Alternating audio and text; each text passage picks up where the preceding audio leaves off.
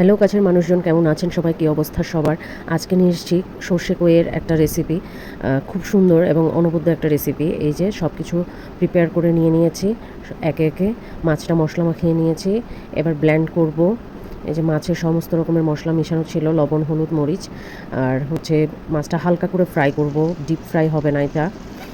উল্টে পাল্টে ভেজে নিয়ে হচ্ছে তুলে রাখবো। এই মাছটা কাঁচা দেওয়া যায়, কিন্তু ঘটনা হচ্ছে আমি কাঁচা দেইনি, কারণ হচ্ছে কই মাছে কাঁটা বেশি থাকে, কাঁটা গলায় লাগার সম্ভাবনা থাকে। এই জন্য মাছটা এবার তুলে নিচ্ছে, একে একে সবগুলো মাছ ভেজে নিচ্ছি। মাছ ভাজা হয়ে গেলে হচ্ছে আমি মশলাটা মাখাবো। তো তার আগে হচ্ছে মশলাটা প্রিপেয়ার করে নেব, একটু ব্লেন্ড করে নিব। তো আমি যেটা করি যে সবগুলো মশলা দিয়ে ভালো করে হচ্ছে একসাথে ব্লেন্ড করে ফেলি। সর্ষে বাটা দিয়ে যেহেতু রান্না করব, সর্ষে, কাঁচামরিচ, পেঁয়াজ, একটু আদা, তারপরে হচ্ছে একটু রসুন কুচি, তারপর লবণ, হলুদ, মরিচ গুঁড়া, তারপর জিরার গুঁড়া, সবগুলো একসাথে দিয়ে আমি ব্লেন্ড করে ফেলি। তাহলে খুব সুন্দর একটা পেস্ট আসে। এই যে মাস্টার্ড অয়েল দিয়ে দিলাম একটু করে, সামান্য একটু ছিল সেটাই দিয়েছি, না দিলেও চলে, স্কিপ করতে পারেন। সামান্য একটু পানি দেবো, বেশ মাখো মাখো টাইপের হবে ব্লেন্ড করার পরে পেস্টটা, যে অনেক বেশি পানি বা হচ্ছে অনেক বেশি শুকনো করার দরকার নেই। এবার হচ্ছে যে মাছ ভাজার তেলটা একটু ঠান্ডা হয়ে এসেছিলো, তো ওই তেলের কড়াইতেই হচ্ছে আমি পুরো তরকারিগুলো সবগুলো একে একে দিয়ে দিচ্ছি। বেগুন আর আলু দিয়েছি, আপনারা চাইলে হচ্ছে বেগুন টমেটো দিয়েও করতে পারেন, শুধু টমেটো দিয়েও করা যায়, আলুকে স্কিপ করতে পারেন। আমার বঙ্কুসোনা খাবে, সেজন্য হচ্ছে আমি আলুটা দিলাম।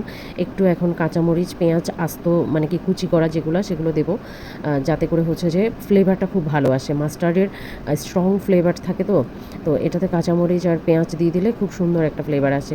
এবার একটু পরিমাণ মতন লবণ দিয়ে নিব, তারপর হচ্ছে যে তেলটা দিয়ে নিচ্ছি, কারণ হচ্ছে লবণটা হচ্ছে এখানে তরকারির জন্য। আমি ওটা মশলা পেস্ট করার সময় যে লবণটা দিয়েছি সেটা আসলে হচ্ছে মাস্টার্ডের যে তেতো ভাবটা না থাকার জন্য। তো এবার হচ্ছে যে একে একে সব কিছু হচ্ছে খুব ভালো করে মাখিয়ে নেব। যত ভালো করে মাখানো হবে, এবং পানি দেব খুব সামান্য পরিমাণে, বেশি পানি দেব না, যেহেতু হচ্ছে আমি এটাতে ঝোলটা বেশি রাখবো না, একটু শুকনো শুকনো গায়ে গায়ে লাগানো থাকবে। যত ভালো করে ম্যারিনেট করবেন এটা, তত বেশি ইয়াম্মি হবে। এটা হাতে মাখিয়েই হচ্ছে বসিয়ে দেবো, কোনো রকম কোনো কষানো হবে না, কোনো কিচ্ছু হবে না। মাছটা জাস্ট বসিয়ে দেব, বসিয়ে দিয়ে এই যে দেখতে পাচ্ছেন যে মাছগুলো বসিয়ে দিচ্ছি একে একে।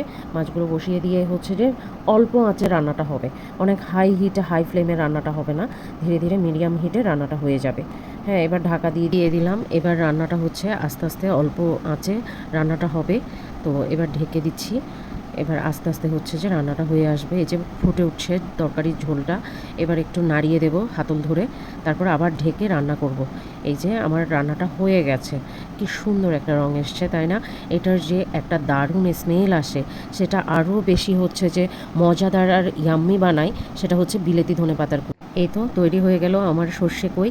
এই সর্ষে কইটা গরম ভাত দিয়ে খেতে দারুণ লাগে। কেমন লাগে জানাতে ভুলবেন না, অবশ্যই ট্রাই করবেন, আশা করি